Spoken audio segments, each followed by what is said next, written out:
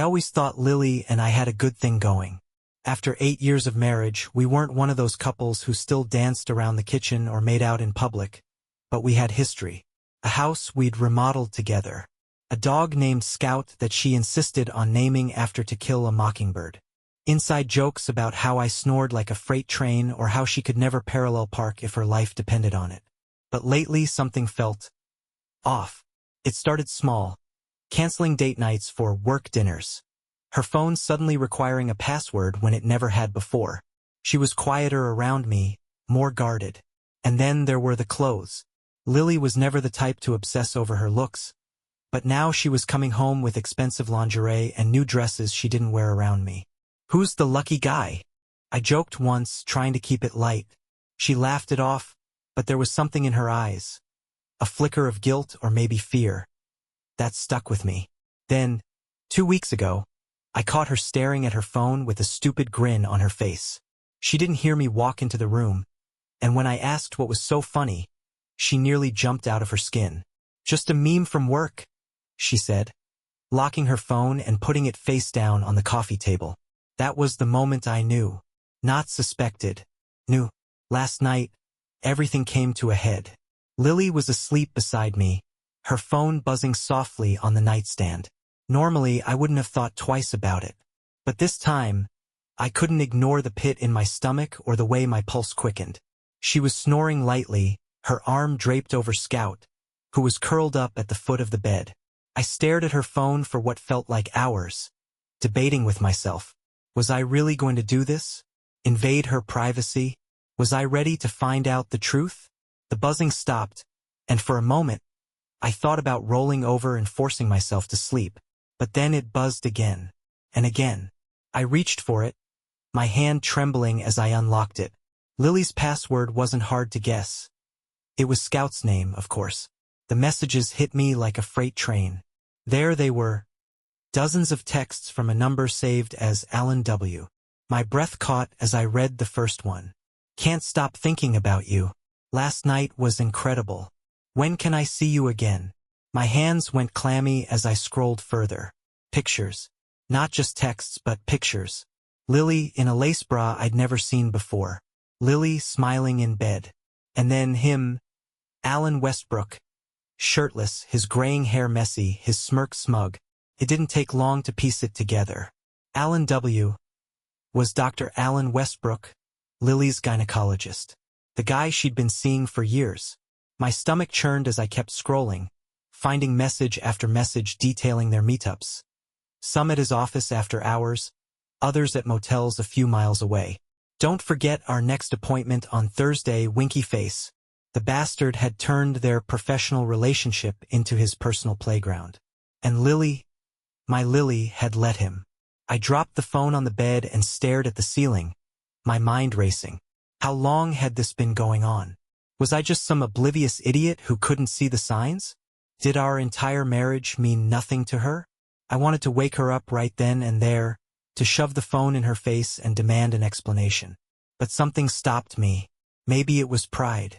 Maybe it was the realization that I needed a plan. If I confronted her now, she'd cry, apologize, make excuses, maybe even lie her way out of it. No, I needed to hit them both where it hurt. For the rest of the night, I didn't sleep. Instead, I sent myself every incriminating text, every photo, and every disgusting word they'd exchanged. By dawn, I had enough evidence to burn her world, and his, to the ground. The next morning, Lily was her usual chipper self, humming as she made coffee in the kitchen.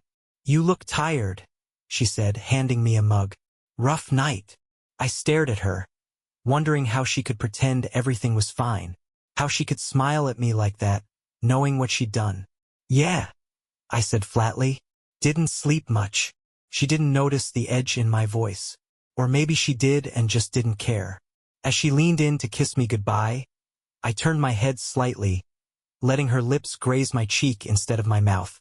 She pulled back, a flicker of confusion crossing her face. "You okay?" "Yeah," I said, forcing a smile. "Just tired." She hesitated, then shrugged and grabbed her bag. "I'll see you tonight," she said, her voice light, almost carefree. I nodded, watching her walk out the door, knowing that tonight would be very, very different. Lily left the house with the same breezy confidence she'd been carrying for weeks, as if everything in her life was perfectly in place. Little did she know that her world was about to implode, and I wasn't planning on giving her a single warning. After the door closed behind her, I grabbed my laptop, my heart pounding in my chest. The screenshots I had emailed to myself were there, staring back at me like a ticking bomb. I clicked through them one by one, reading every salacious detail for the second time. It was all there, explicit text messages detailing their encounters, photos that made my stomach turn, dates and times that lined up with her so-called work dinners and appointments. The pattern was undeniable. They'd been seeing each other for months. For the next hour, I went into full detective mode. I pulled up her calendar on her laptop. She'd always been terrible about logging out of shared accounts, and compared it with the timestamps on their messages. Just as I suspected, every checkup with Dr. Westbrook coincided with a message like, "Can't wait to see you tonight. Bring that red dress. Winky face." Or, "Call in sick tomorrow. I'll make it worth your while." The audacity of it made my blood boil. She'd been brazen about it, flaunting her betrayal under the guise of routine doctor visits. Then I dug into Alan Westbrook. A quick search of his name brought up the usual. His practice, patient reviews, a Facebook profile with a handful of family photos. But it didn't take long to find the cracks. A disgruntled former employee had left a scathing review online, accusing him of inappropriate behavior and crossing professional boundaries with female patients. I scrolled through more reviews, noticing a few subtle hints here and there, words like unprofessional and uncomfortable experience. I filed it all away, feeling the gears in my mind turning. By mid-morning, I'd pieced together enough to realize that Dr. Westbrook wasn't just some sleazy guy cheating with my wife. He was a predator using his position to manipulate women. Lily wasn't his first, and she probably wouldn't be his last. The thought didn't make me pity her. If anything, it made me angrier. She had fallen for his lines, risked our marriage, and destroyed my trust for what? A few secret rendezvous with a man who saw her as just another notch on his belt? I stared at her photos on my phone, her smiling face now a cruel mockery of the woman I thought I knew. That night, I waited for her to come home. She walked through the door around 6, her face lighting up when she saw me in the living room. "Hey," she said, kicking off her shoes. "How was your day?" "Fine," I said, keeping my tone neutral. She leaned down to kiss me, and I forced myself to let her. It took everything in me not to recoil, knowing where those lips had been. "You're quiet tonight," she said, sitting beside me on the couch. "Just tired." I lied. "Long day." She nodded, accepting my answer without suspicion. As we ate dinner, I played the part of the clueless husband, nodding along as she told me about her busy day at work. She had no idea that I'd spent the entire afternoon unraveling her lies, preparing to dismantle the web she'd spun around me. After dinner, she went upstairs to take a shower. I followed her a few minutes later, quietly slipping into the bedroom while she was in the bathroom.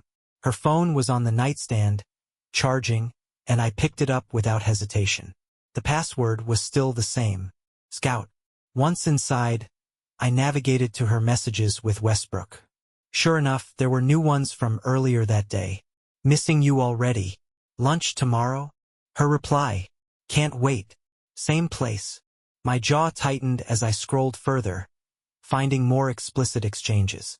Every message felt like a knife twisting in my gut, but I couldn't stop. I needed to know the full extent of her betrayal. When she came out of the bathroom, I was back downstairs, pretending to watch TV. That night I couldn't sleep. Every time I closed my eyes, I saw her with him. His hands on her laughing at his jokes, the two of them sharing moments that were supposed to belong to us. I finally gave up around 3 a.m. and went back downstairs, pacing the living room as I tried to decide what to do next. Confronting her was inevitable, but it wasn't enough. I wanted them both to pay, and I had the ammunition to make it happen. By dawn, I had a plan. It wasn't perfect and it wasn't pretty, but it would get the job done. First, I forwarded the screenshots and messages to my private email account, then to a second, newly created account, just in case. Next, I began drafting an anonymous complaint to the state medical board, attaching the evidence of Westbrook's misconduct. But that wasn't all. I searched for the contact information of his wife. Yes, he was married, because of course he was. Her name was listed on his Facebook profile, along with a link to her boutique business page. I saved her number and email, already planning how to break the news to her. Then I turned my attention to Lily. If she wanted to destroy our marriage, I was going to make sure she couldn't rebuild hers. The next morning, I was eerily calm as I watched her get ready for work. "Heading out early today?" I asked, sipping my coffee. "Yeah," she said, avoiding my gaze. "Big meeting." I smiled, knowing exactly where she was really going.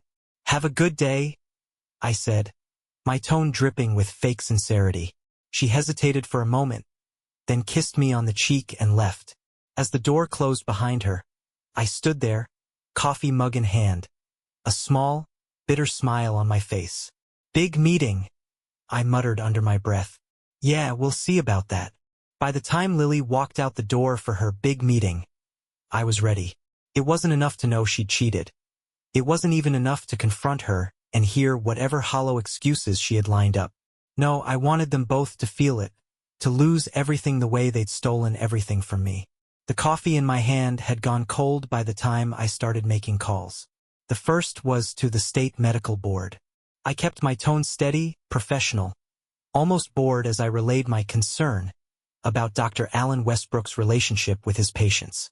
"I have some troubling evidence that I think you'll want to review," I said, attaching the photos and messages I'd pulled from Lily's phone. I made sure to emphasize the ethical violations, how his behavior compromised patient safety. I knew they wouldn't ignore it. Doctors like Westbrook were the kind of PR nightmare they loved to bury fast and deep. Next, I opened Facebook and pulled up the profile of Westbrook's wife, Amanda. Her profile was polished, curated to perfection.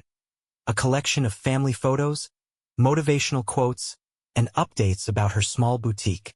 She looked like the kind of woman who'd post a recipe for organic quinoa muffins and then like all the comments from her friends calling her an inspiration. She didn't deserve what I was about to do. But that didn't stop me. I started with an email. "Hi Amanda, I'm reaching out because I believe you deserve to know the truth about your husband. Attached are some messages and photos that might clarify things. I'm sorry you have to find out this way. No name, no details. Just the cold, hard evidence attached in a zip file. I didn't send it right away. Not yet. Timing was everything. The rest of the day passed in a haze of quiet planning. I called Lily's office to confirm she was in a meeting and wasn't available. They politely informed me that she'd taken the day off, which I already knew but still made my stomach tighten. I spent the afternoon printing copies of the texts and photos, neatly compiling them into a folder. Not because I needed them, but because I wanted to see her face when I confronted her with it. I wanted to watch the truth unravel her lies in real time. That night, when Lily came home, I was sitting at the kitchen table with Scout at my feet. The folder was in front of me, closed but within arm's reach. "Hey," she said, her voice casual but cautious. "You're home early." "Yeah," I said, not looking up. "Thought I'd spend the evening with my wife." She hesitated, then walked over to kiss me. I let her, wondering if she could feel the tension radiating off me. "How was your day?" I asked, keeping my tone light. "Good. Busy," she said, grabbing a glass of water. "You? Interesting," I said, finally meeting her eyes. Her smile faltered. "What's wrong?" I tapped the folder. "Sit down, Lily. We need to talk." The color drained from her face as she sat across from me. "What's this about?" she asked, her voice trembling slightly.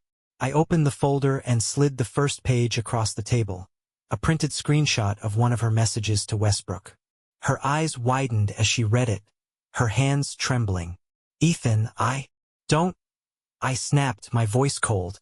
"Don't even try to lie to me." She froze, her mouth opening and closing like a fish gasping for air. "How long?" I demanded. "How long have you been sneaking around with him?" Tears filled her eyes. It's not what you think. It's exactly what I think, I said, slamming my hand on the table. Scout yelped and ran to the corner, but I didn't care. I've seen the texts, Lily. The photos. I know everything. Her tears spilled over, and she buried her face in her hands. I'm so sorry, she sobbed. Sorry? I laughed bitterly. You're sorry? You've been screwing your gynecologist behind my back for months, and all you have to say is sorry. She shook her head, her words coming out in a jumbled mess. I didn't mean for it to happen. It just got out of control. I leaned back in my chair, disgusted. Out of control? What the hell does that even mean? Did he pressure you? Did he blackmail you? Or were you just so bored with our life that you decided to throw it all away? It wasn't like that, she whispered, her voice barely audible. Then tell me, I said, leaning forward. What was it like, Lily? Enlighten me. She didn't answer. The silence stretched between us, heavy and suffocating. Finally, I stood up, gathering the folder in my hands. I'll tell you what it was like, I said, my voice calm now. It was you lying to me, sneaking around, breaking every promise you ever made. And now you're going to live with the consequences. Her head shot up, panic flashing in her eyes. What do you mean? You'll find out, I said, walking toward the door. Oh, and by the way, Amanda Westbrook says hi. I'm sure she'll be reaching out to you soon. The look of pure terror on her face was almost enough to make me smile. Almost. The house was heavy with silence after I dropped the bombshell. Lily sat at the kitchen table, her face pale, her breathing shallow. For a brief moment, I thought she might pass out. But then her hands clenched into fists, and she looked up at me, tears streaking her face. Ethan, please, she whispered. We can fix this. Fix this. I repeated, the words bitter on my tongue. What exactly do you think there is to fix, Lily? Our marriage? Your lies? Or maybe you think you can fix him? She flinched like I'd slapped her. I don't love him. I laughed, sharp and humorless. Good to know. So, what? This was just some fling to spice up your life?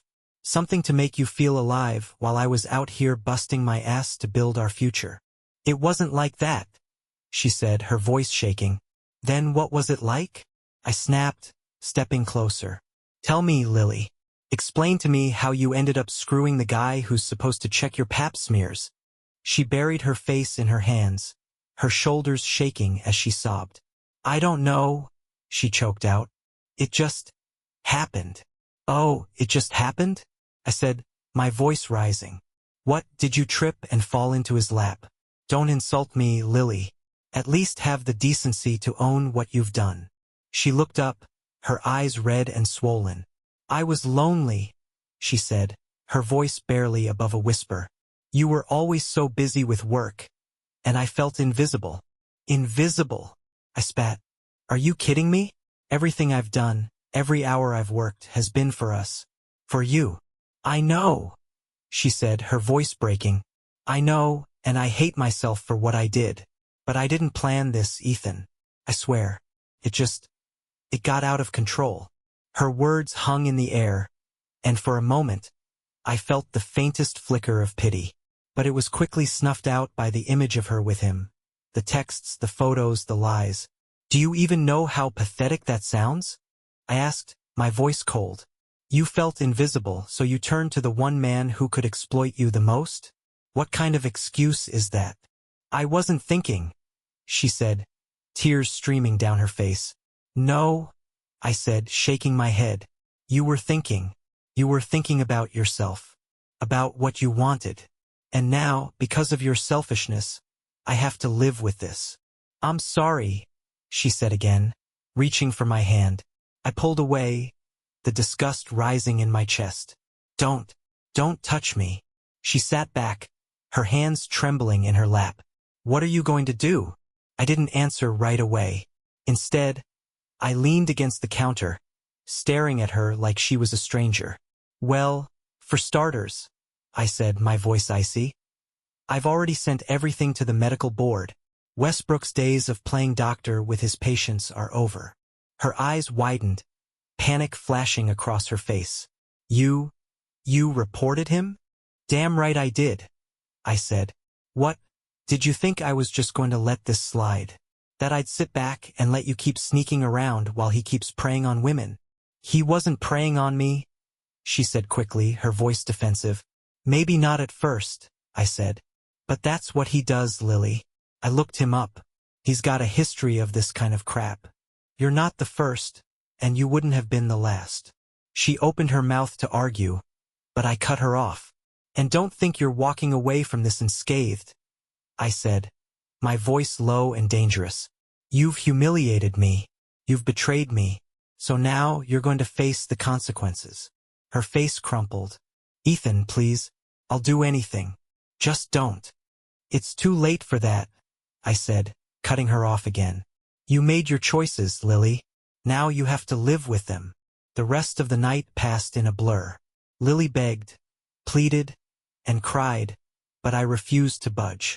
Every time she tried to touch me, I pulled away, and every time she tried to apologize, I shut her down. By the time I went to bed, she was still sitting at the kitchen table, staring at the folder of evidence I'd left in front of her. The next morning, I woke up to the sound of her packing a bag. What are you doing? I asked, leaning against the bedroom doorframe. She looked up, her eyes swollen and red. I'm leaving, she said quietly. I figured that's what you wanted. I stared at her for a long moment, my emotions warring inside me. Part of me wanted to tell her to stay, to fight for what we'd built. But the other part, the stronger part, knew it was already over. Fine, I said finally. But don't think this is the end. Not for me and not for you. She froze, her hand hovering over the zipper of her suitcase. What do you mean? You'll find out, I said, turning and walking away. As the door closed behind her, I felt a strange mix of relief and emptiness. The house was quiet, too quiet, and for the first time in years, I felt completely and utterly alone. But I wasn't done. Not yet. I picked up my phone and pulled up Amanda Westbrook's contact information. My finger hovered over the send button for a moment before I pressed it, watching as my email, complete with all the evidence, disappeared into the digital void. I smiled to myself, knowing that the real fallout was just beginning. The morning after Lily left, the house was eerily quiet. Scout followed me around with a confused whimper, sensing the shift in our routine. I tried to shake off the weight pressing on my chest, reminding myself that this was what I wanted, what I needed. By the time I finished my coffee, Amanda Westbrook had already responded to my email. I don't understand. Who are you? What is this? I stared at the screen, imagining the turmoil on her end. She was probably sitting in her immaculate home, her perfectly curated life cracking under the weight of my bombshell. I replied quickly, I'm someone your husband betrayed, just like you. Look at the attachments. It's all there. Within minutes, she was calling. I let it ring, twice. The third time I answered. Who is this? She demanded, her voice trembling. My name is Ethan Carter, I said calmly. I'm Lily's husband. There was a sharp intake of breath on the other end. Lily? She asked, almost whispering. Yes, I said. Your husband has been having an affair with my wife. For months, maybe longer. Everything you need to know is in that email. For a moment, there was nothing but silence. Then a shaky exhale. How do you know? I could hear the hope in her voice, the desperate need for this to be a mistake. But I wasn't about to give her an out. Because I found their texts, their photos. I forwarded everything to the medical board. I said, my voice hard. I thought you deserved to know too. She let out a choked sob, and for a fleeting second, I almost felt sorry for her. But then I remembered the smug face of her husband in those photos, and my sympathy evaporated. I'm sorry, I said, though my tone didn't match the words. I know this isn't easy to hear, but you needed to know the truth. Before she could respond, I hung up. By lunchtime, I was on a roll. I had already received an acknowledgement from the state medical board. They thanked me for bringing Dr. Westbrook's unethical behavior to their attention and assured me that an investigation was underway. Satisfied, I turned my attention to the local community forums and social media groups. It didn't take long to find a few private groups for local moms. Exactly the demographic Westbrook catered to. Using an anonymous account, I posted a carefully worded message. Ladies, beware of Dr. Alan Westbrook at clinic name. He's been engaging in inappropriate relationships with patients. If you or anyone you know has experienced something similar, I urge you to come forward. I attached screenshots of some of the milder texts, just enough to spark outrage without revealing my identity. Within an hour, the post had over 50 comments, most of them from furious women demanding justice. That evening, I got my first taste of satisfaction. Amanda Westbrook's boutique's social media page had gone dark, her personal profile scrubbed of all signs of her husband. The local forums were ablaze with speculation, and I knew it was only a matter of time before the story spilled into the broader community. But I wasn't done yet. The next day, I walked into Westbrook's clinic unannounced. The receptionist, a young woman with kind eyes and a nervous smile, looked up at me. "Can I help you?" she asked. "I need to speak to Dr. Westbrook," I said, my voice calm but firm. "Do you have an appointment?" I smiled, though it didn't reach my eyes. "No, but I'm sure he'll want to see me." She hesitated, then picked up the phone. I watched as she murmured something into the receiver, her expression growing more uncertain by the second. Finally, she hung up and gave me a tight smile. "He's with a patient right now, but if you'd like to wait." "I'll wait," I said, taking a seat in the small waiting area. It wasn't long before Westbrook appeared, his face pale and drawn. He glanced around the room, his eyes narrowing when they landed on me. "Mr. Carter," he said, forcing a tight smile. "This is unexpected." "Not as unexpected as finding out you've been screwing my wife," I said, loud enough for the receptionist to hear. Her head snapped up, her eyes wide. Westbrook's face flushed, and he gestured toward his office. "Let's talk in private," he said through gritted teeth. "No need," I said, standing. "I'm just here to let you know that your little side gig is over. The medical board is investigating. Your wife knows everything, and the whole damn town is talking about you." His mouth opened and closed, but no sound came out. For a moment, he looked like he might actually faint. "You ruined my life," I said, stepping closer. "Now I'm going to enjoy watching yours fall apart." With that, I turned and walked out, leaving him standing there, humiliated and speechless. By the end of the week, the fallout was complete. Westbrook's wife had filed for divorce. His clinic had shut down pending the investigation, and his name was splashed across every local news outlet. Lily, meanwhile, had moved into a friend's guest room, her phone calls and messages to me growing more desperate by the day.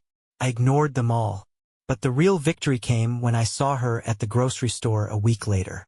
She was pale, thinner than I remembered, her hair pulled back in a messy bun.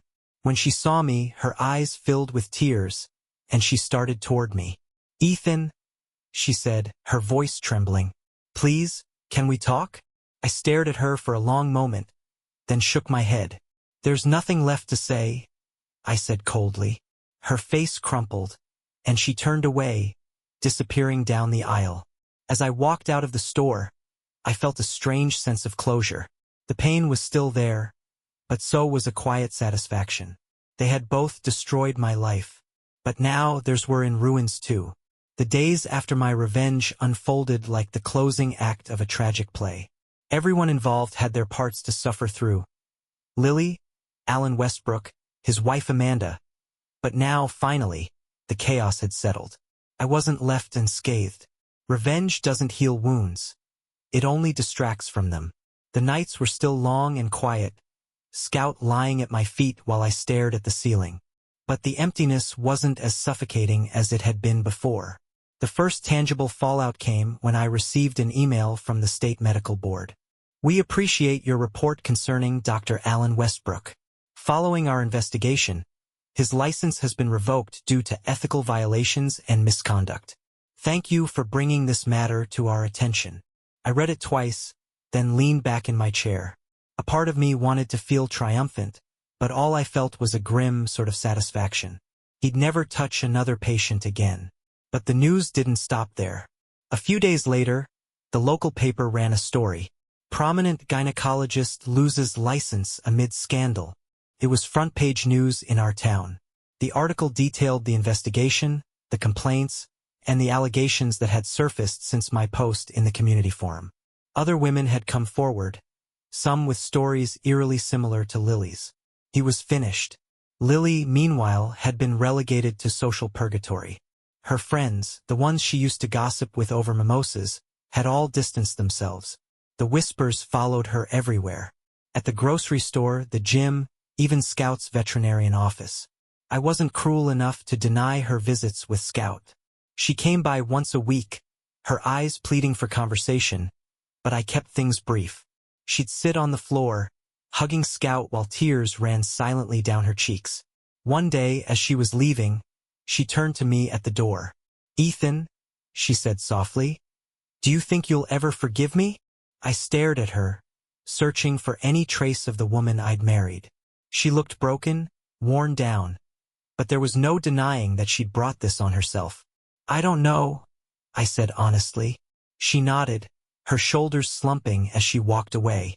Amanda Westbrook, on the other hand, took a very different approach. She didn't just leave Alan. She torched him on her way out. Her boutique social media accounts became a platform for airing her grievances. I believed in my husband.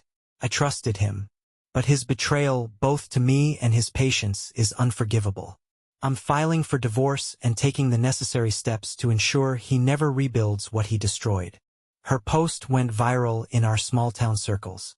By the end of the week, Alan was the subject of every hushed conversation at the coffee shops and PDA meetings. Despite it all, life moved forward. The house felt emptier without Lily, but I couldn't say I missed her. I'd taken her photos down, packed away her things, and started making the space my own. The silence was heavy, but it was better than the lies. One evening, I found myself flipping through old photo albums, the kind we never bothered to digitize. There were pictures of Lily and me on vacations, smiling at each other like we had the world figured out. I didn't feel anger anymore, just a deep, aching sadness. Those moments had been real, even if they were built on a foundation that eventually crumbled. 2 months later, I got a call from an unfamiliar number. "Ethan Carter?" the voice asked. "This is him," I said cautiously. "This is Detective Morgan with the county sheriff's office. I was hoping you could answer a few questions about Dr. Alan Westbrook." "Sure," I said, my pulse quickening. "What's this about?" "There's been a development in our investigation. Several women have filed criminal complaints, and we're building a case. Since you were the one who came forward initially, your testimony could be helpful." I agreed to meet with him, though the thought of seeing Alan again made my stomach churn. The meeting was brief, just a formal recounting of how I'd uncovered the affair and the evidence I'd submitted to the board. By the time I left, I felt a strange sense of closure. Alan was facing criminal charges, and Lily was living in the ruins of her choices. They'd both gotten what they deserved. One evening, months after everything had blown up, I sat on the porch with Scout, sipping a beer as the sun dipped below the horizon. My phone buzzed. It was a text from Lily. "I hope you're doing okay. I'm sorry for everything. Truly." I stared at the message for a long time before typing a reply. "I'm doing fine. I hope you are too." It wasn't forgiveness, but it was the closest I could get. As the weeks turned into months, I started to feel like myself again. I threw myself into work, spent more time with Scout, and even joined a local hiking group. Revenge had been my first step, but it wasn't the end. The real healing came from taking back control of my life, one small step at a time. One day, as I was clearing out the last of Lily's things, I found a note tucked into the back of her nightstand drawer. It wasn't addressed to me. It was addressed to herself. "You'll lose him if you don't stop. But maybe you already have." For a moment, I felt a pang of regret, a flicker of what-ifs. But then I folded the note and tucked it into a box with the rest of her things. Some endings are just that, endings, And for the first time in a long time, I felt okay with that.